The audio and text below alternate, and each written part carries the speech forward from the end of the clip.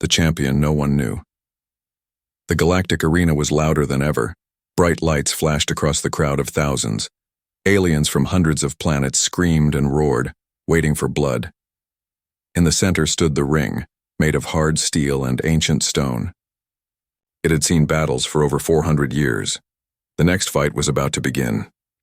Inside the champion's corner, Gorath the Crusher stood tall. He was huge, almost 3 meters of muscle, bone spikes, and scars. His skin was thick and dark red. His name was known across the galaxy. No one had survived more than 1 minute against him. He slammed his fists together and the arena shook. The announcer shouted, "Gorath the Crusher, undefeated in 47 battles, stands ready for his next kill." The crowd roared. Aliens threw coins, claws, even clothes in the air.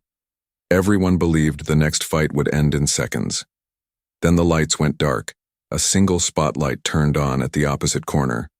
A figure stepped forward. He was small, compared to Gorath, slim, wearing gray battle armor that didn't shine, no weapons, no glowing eyes, just calm, steady steps. His face was half covered by a black mask. His hands were behind his back. The announcer hesitated, then forced out the words, "Challenger, from Earth, name unknown." The crowd fell silent. Some aliens laughed. A few booed. Others looked confused. "A human?" someone hissed. "What is this? A child's joke?" They sent a human to fight Gorath. In the VIP box, one old alien general narrowed his eyes. "Look at his walk," he whispered. "That's not confidence, and that's something else." Back in the ring, the human didn't blink. His eyes were locked on Gorath, calm, cold, focused. The bell rang. Gorath roared and charged forward. His clawed feet smashed the ground. He raised his massive fist to crush the tiny human. The crowd leaned forward, ready to see blood, but the human wasn't there. In the blink of an eye, he moved. Not with panic, not with fear, but like water flowing between cracks. Gorath's punch hit nothing but air. Before the beast could react, the human was behind him. His hand struck Gorath's lower spine. One precise touch, no wasted motion. Gorath grunted and stumbled forward. Gasps spread through the arena. "That was a nerve strike," a healer alien whispered. "That's advanced knowledge. That's ancient combat." Gorath turned, his face twisted with confusion and rage. He attacked again, this time swinging wildly, but the human dodged every blow. He didn't run. He moved. Every motion was planned, every footstep silent. His body stayed loose, ready, and deadly. Then he struck again, this time on Gorath's ribs. Crack. The big alien roared in pain. The crowd fell completely silent now. This wasn't luck. This wasn't a joke. The human was winning. In the crowd, a young alien child whispered to her father, "He's not scared." "No," the father replied, his voice shaking. "He's hunting." Backstage, arena guards watched. In confusion, where did this human come from? He wasn't even listed in the official challengers. This must be a mistake, but it wasn't. On the screen, Gorath now panted, his body bruised, his movements slower. The human still hadn't said a word, still hadn't shown emotion. He waited, watched, like a predator studying its prey. Finally, Gorath charged with all his strength, going for a desperate final blow. The human ducked low, spun under the attack, and delivered a blow to Gorath's neck. The beast dropped. Silence. Dead silence. Even the announcer didn't speak. No one had ever knocked Gorath down before. The human stepped back. He didn't raise his hands, he didn't cheer. He simply looked up at the crowd. His eyes scanned the alien staring at him in shock. He nodded once, then turned around and walked back to his corner. No sound, no flash, no celebration, just silence. Then, a single alien began to clap. Others followed, slowly, confused. But one thing was clear. This was no normal fighter. This human was something else. A shadow in the crowd whispered, We must inform the council. Earth has warriors we don't understand. Another replied, no, they have weapons we never imagined. In the highest seat of the arena, a cloaked figure stood and vanished into the darkness. This fight was just the beginning, and the galaxy had just seen the champion no one knew. The fight was over, but the arena was still silent. Gorath the Crusher lay unconscious in the sand.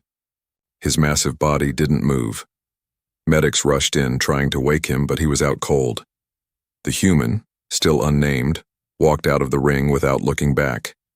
There were no cheers, no music, no lights, only whispers. In the dark halls beneath the arena, nervous voices filled the security room. Replay that fight, one alien shouted. He had blue scales and wore a red control badge. Slow motion. I want every second. The screen lit up. Frame by frame, the human's movements played. Do you see it? A short alien with 6 eyes said. He doesn't fight like us. He doesn't even fight like the standard Terran military. The others stared. The human's attacks were fast but calm, precise. His footwork was perfect, like he had measured every step before the match even began. Who trained him? One of them asked. More like, what is he? In a quiet corner of the arena's resting zone, the human sat alone on a bench. He removed his mask and took a slow breath. He didn't smile. He didn't relax.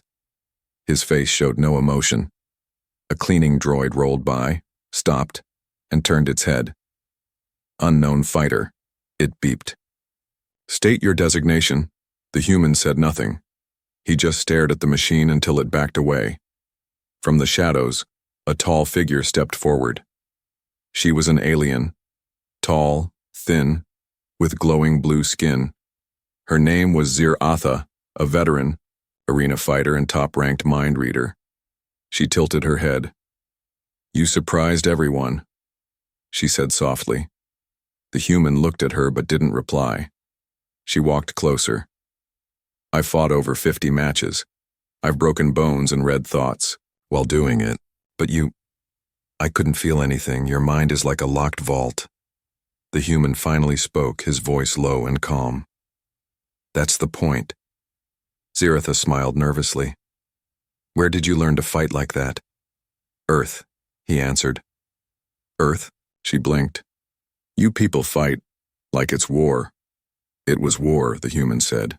Then he stood and walked past her without another word. Zir-Atha watched him go. She had read the minds of killers, cowards, and heroes, but this human gave her nothing, not even fear, and that scared her. Meanwhile, in the council room above the arena, important alien officials gathered. Screens showed footage of the human's match from different angles. This is unacceptable, barked a member of the Zarn Empire. The arena is a place of sport, not experimentation. A gray-skinned diplomat from the Rithari clans spoke calmly. You're wrong. This isn't just sport, it's history now. That human just defeated the most dangerous gladiator in the galaxy. We don't even know his name.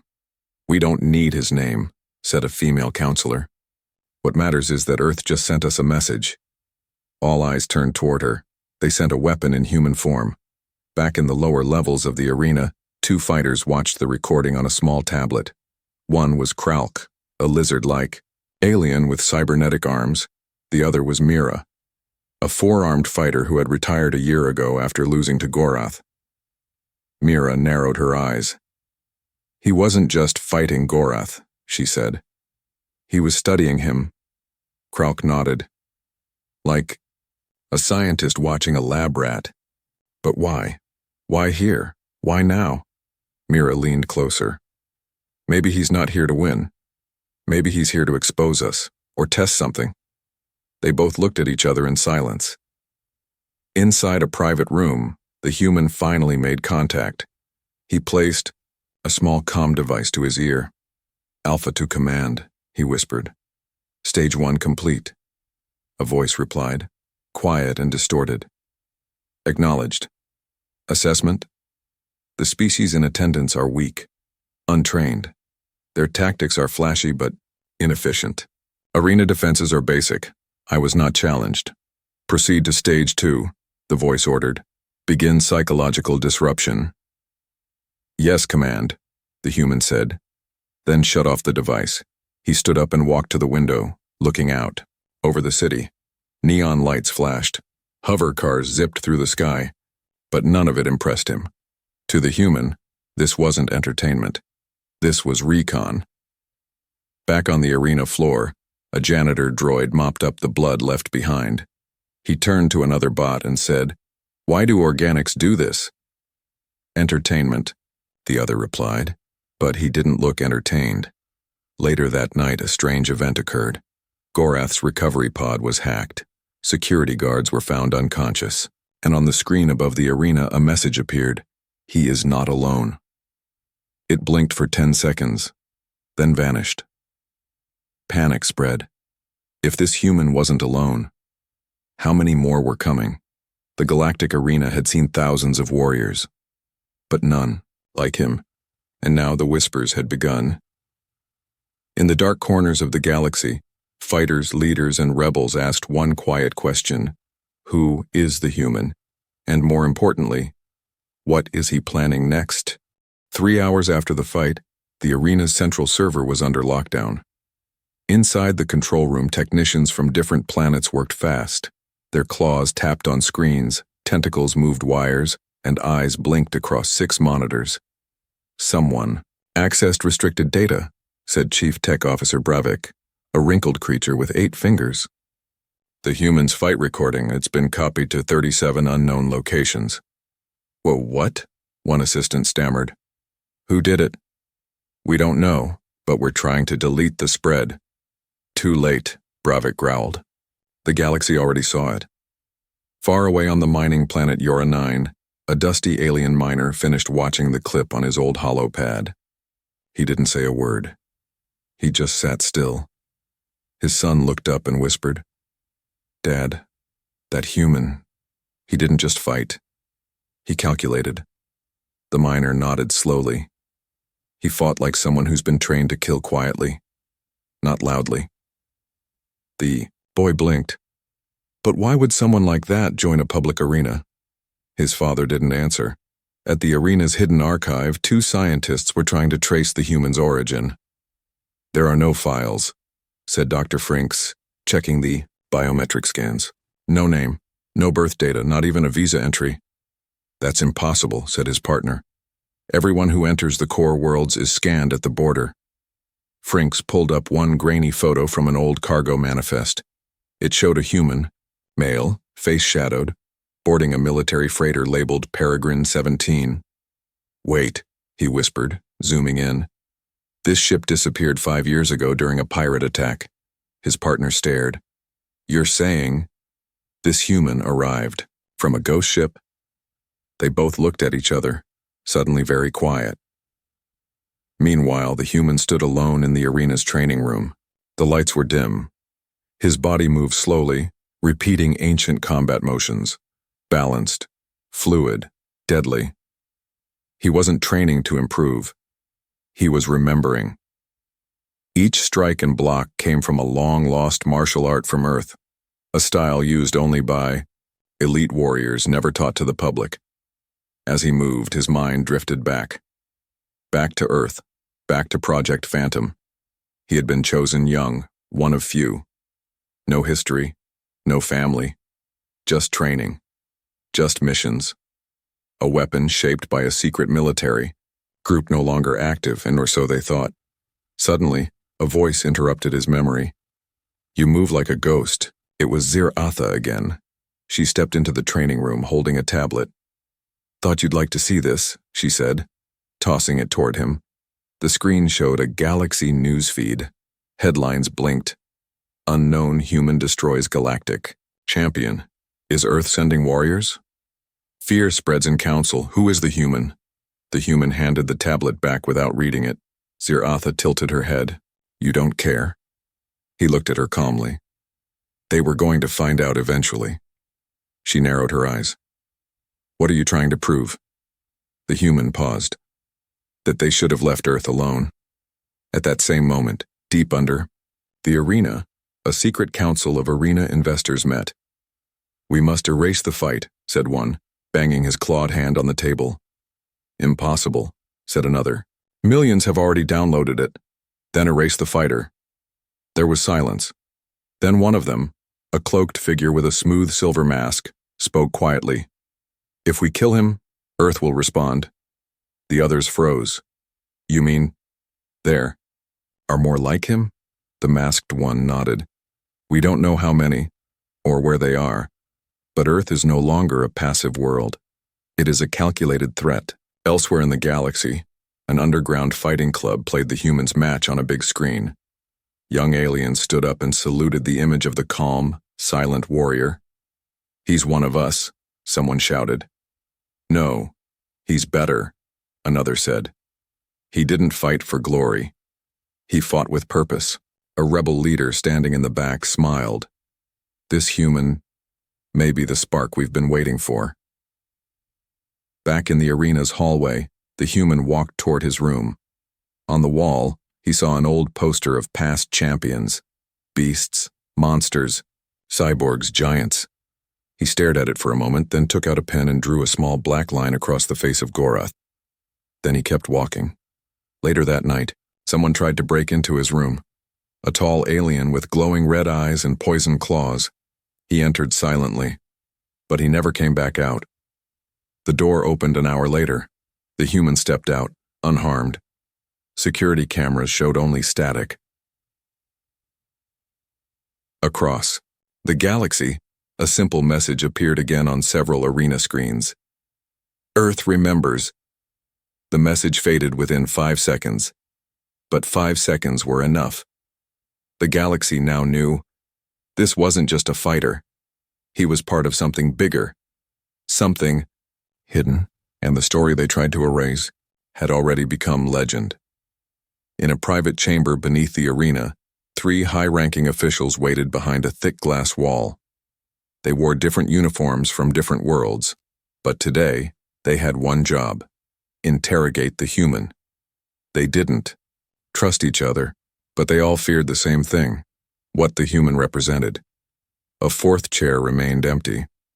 Behind that chair, a hidden laser turret hummed quietly.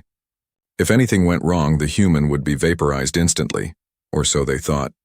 The human was led in by 2 armed guards. He wore simple clothes now, no armor, no weapons. His face was blank, eyes steady. He sat down without being told. No words. No fear. The first official, a snake-like creature named Varric, leaned forward. We're not here to punish you, he hissed. We just want to know, who trained you? The human didn't blink. You're afraid? Varric's eyes narrowed. Of what? Of the truth, the human said softly. The second official, a robotic diplomat named X-43, tapped on the table. Let's begin properly. State your full name, species, and place of origin. The human stayed silent. X-43 repeated, louder. Identify yourself now. Finally, the human spoke. You already know where I'm from, that's why I'm here. The third official, a fur-covered warrior named Torvan, slammed his fist. Answer or die. The human looked at him. Just one look. Torvan leaned back, suddenly pale. He had seen many enemies, but never eyes like that. Not eyes that studied your soul.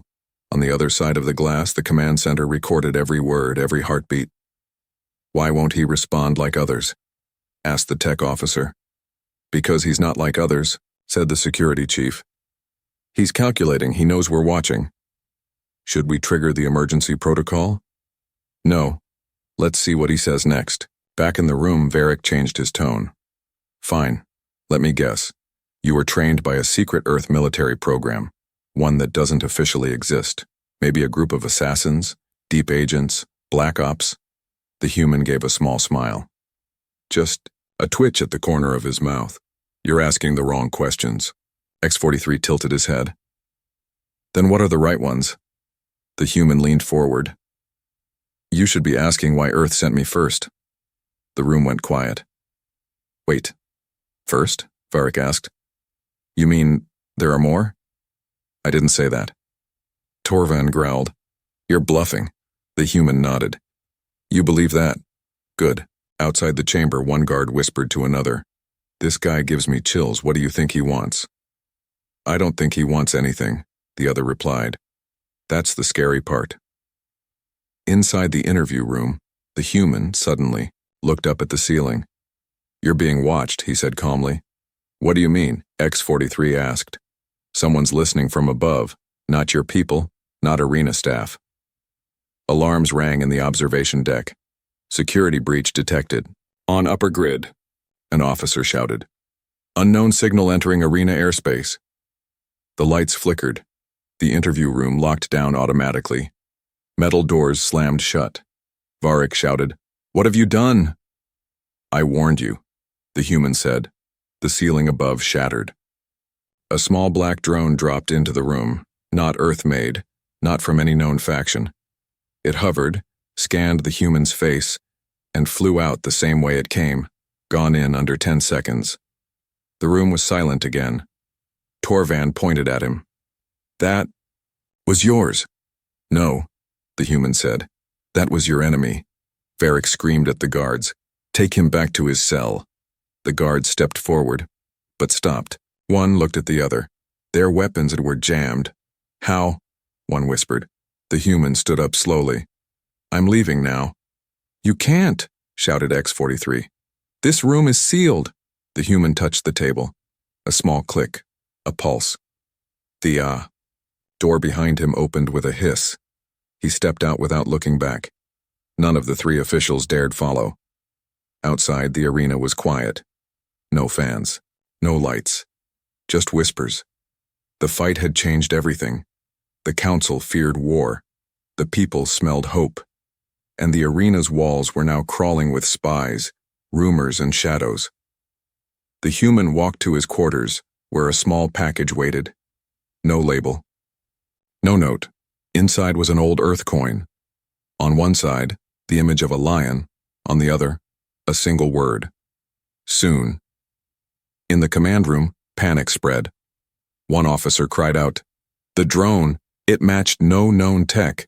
It used reverse Earth encryption, but didn't come from Earth." The chief turned pale. "So Earth has enemies, and we don't know who they are either." Another officer whispered, "Maybe that's why the human came. Not to fight us, but to warn us." In a dark corner of the galaxy, a new screen flickered to life. It showed the human stepping out of the room. A figure watched in silence.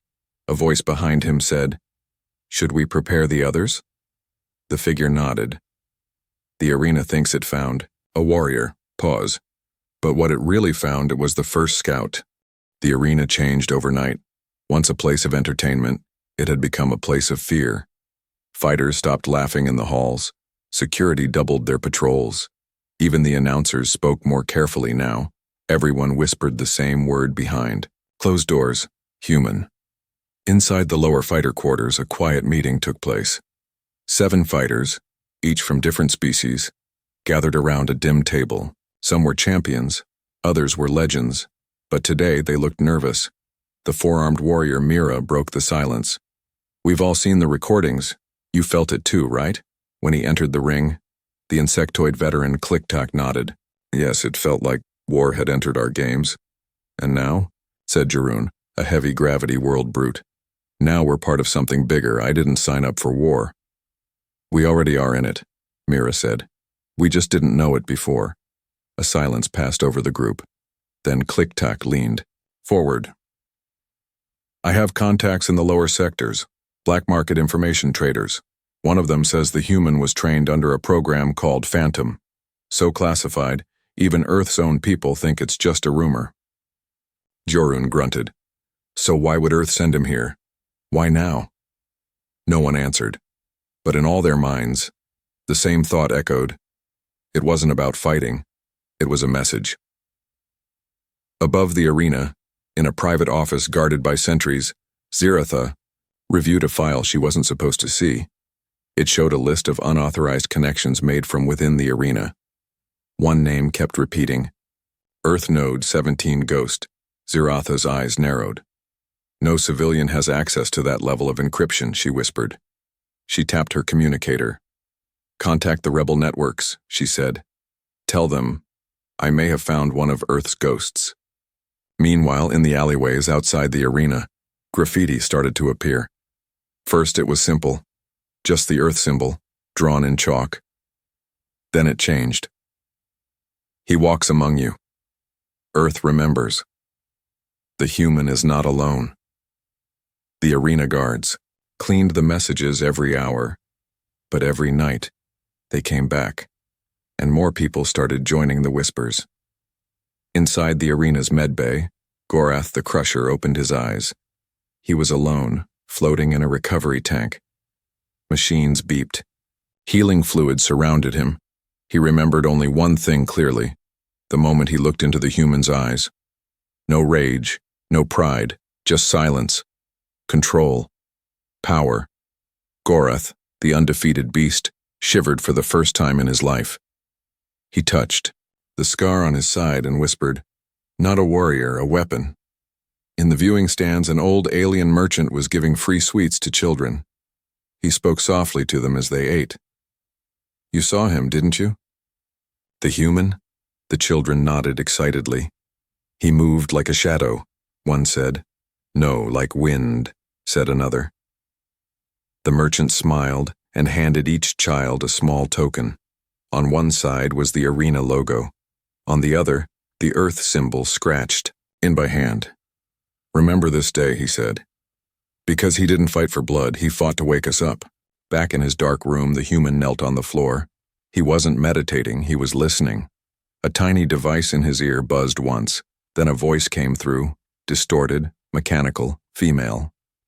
"Phase 2, ready? Do not engage. Let them come to you." He said nothing in return. He didn't need to. The next day, 2 new challengers entered the arena roster.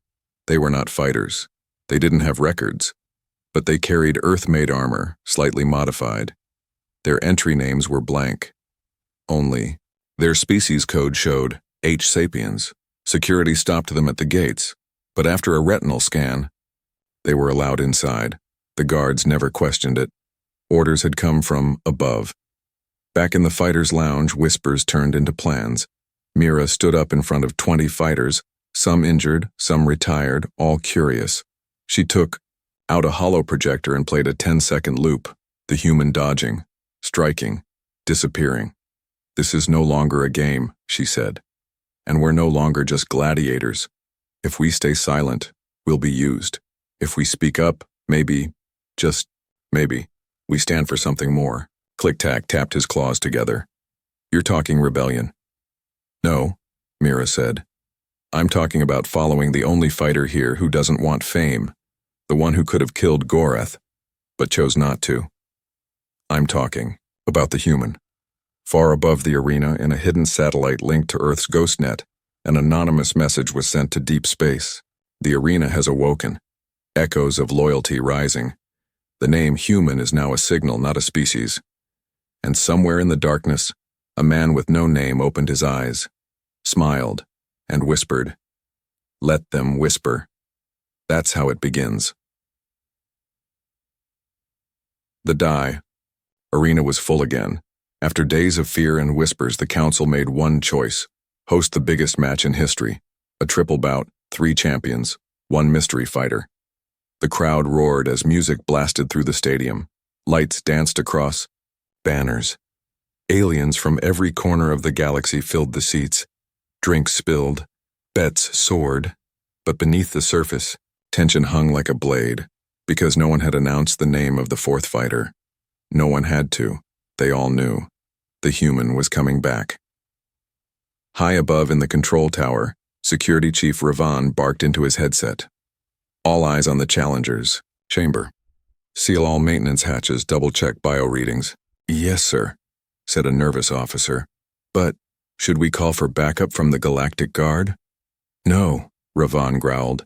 "If we make him feel cornered, it's over."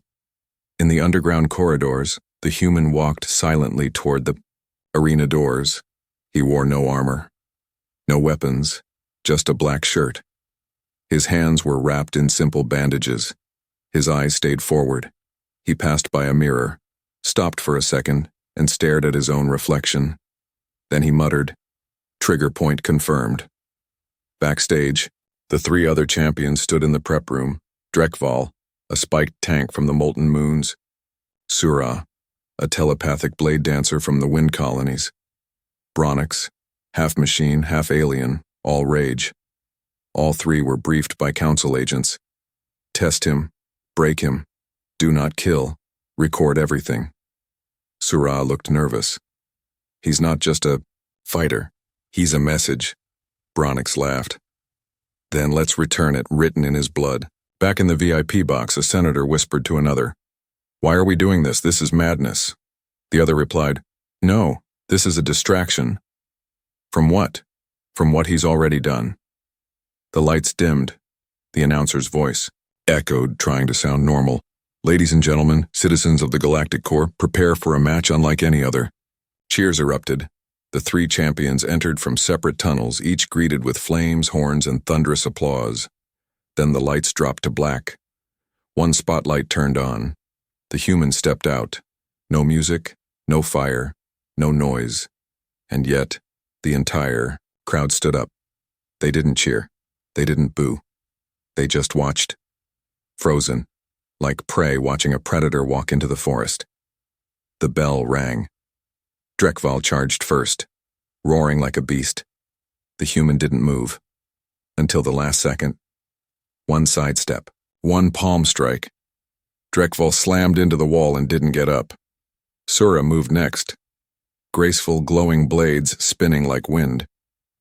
She slashed through the air, but never touched him. He ducked, turned, disarmed her in 3 steps, then held her, blade to her own throat, and let her go. She backed away and bowed. Bronix roared with fury. Charged like a machine, the human jumped, flipped, landed behind him, and placed one finger on the back of his neck. Power down initiated. System locked. User override detected. Bronix collapsed. The match was over, but the arena wasn't quiet. This time it was shaking, not from the crowd but from something else above. In the control tower, alarms began to ring. "Sir, we're detecting a surge in internal communications." "What kind of surge?" "Not arena messages, off-world commands, ghost signals." Ravan shouted, "Shut it down, everything." "It's too late. They've hijacked the speaker systems." A voice echoed through the entire arena, not from the announcer's booth but from every wall, every speaker, every screen. This fight was never about strength, it was about control. The screens flashed, footage played, edited by an unseen hand, clips of council leaders making secret deals, abuse, corruption, rigged matches, suppressed rebellions. The truth spread like fire. The crowd began to shift. Some stood, some shouted, some cried. A revolution had just been triggered. The human stood in the center of the arena. He didn't smile. He didn't speak. But he looked up at the highest seat, where the head counselor sat frozen. Then, he raised one hand and pointed, not at the counselor, but at the people. In the chaos above, someone tried to shut down the feed. Too late. Rebels in the crowd began chanting, "The human has no master. Truth fights back. We are not pawns." Arena guards tried to restore order, but half their own ranks dropped their weapons and joined the crowd. Backstage, Mira and Click-Tack watched it all unfold. Mira whispered, "He never wanted to win fights. He wanted to awaken minds." Click-Tack nodded. "And he chose the biggest crowd in the galaxy to do it." Inside the arena, the human slowly walked out through the tunnel. Nobody stopped him. He left behind a stadium shaking, not from bombs, not from weapons, but from truth. And in every corner of the galaxy, where people had felt small, controlled, or voiceless, the whispers turned into a roar. Earth sent a message. And now, the galaxy was listening. The arena was burning, not from flames, but from something stronger. Truth. Every screen, every speaker, every whisper now spoke of him. The human no one knew. And yet, everyone followed. He had walked away silently. No speeches, no flags, no orders. But behind him, thousands were standing. Some dropped their weapons. Some tore off uniforms. Some cried. And all of them asked the same thing. What happens next? Far above the planet, hidden in low orbit, a stealth Earth ship watched it all. Inside, an AI called Spectre processed billions of data points from across the arena. Crowd behavior, council panic, rebel signals, and most importantly, the trigger, signal the human had planted deep inside the arena's own systems. Spectre sent one secure message back to Earth. Phase 3 ready. Subject Ghost 1 has destabilized Council Control Sector 12. Fire has been lit, awaiting final command. But back on the arena world, the human was already gone. He had left through the service tunnels, passed checkpoints undetected, and entered the old industrial zone beneath the city. He wasn't running, he was waiting for the first voice to rise, and it came. In a market district near the arena gates, a small girl stood on a crate. She held up a homemade cloth flag. It had no logo, just a rough outline of Earth. "I don't know his name," she shouted, "but I know he made the monsters run." Others turned, listened, and began to gather. One by one, more joined her. Workers, traders, even former guards. She raised her fist. "They made us fight. They made us cheer for blood. But the human, he made us remember we are not animals." And someone in the crowd shouted back, "We are not slaves." Meanwhile, deep inside the arena's control vault, Council soldiers tried to delete the files, erase the match, clean the feed, but every attempt failed, because he had already changed. The code, not with brute force, not with bombs, with knowledge. He had rewritten the arena's systems to never forget. Every 5 minutes, no matter what, the screens would flash. One stood, one spoke, one walked away, and that was enough. In the VIP tower, Councillor Krevix stared at the flames below. His bodyguards had already fled. He knew the human was not a soldier, not even a spy. He was worse than that. He was proof. Proof that Earth had studied them, waited, prepared, and now moved.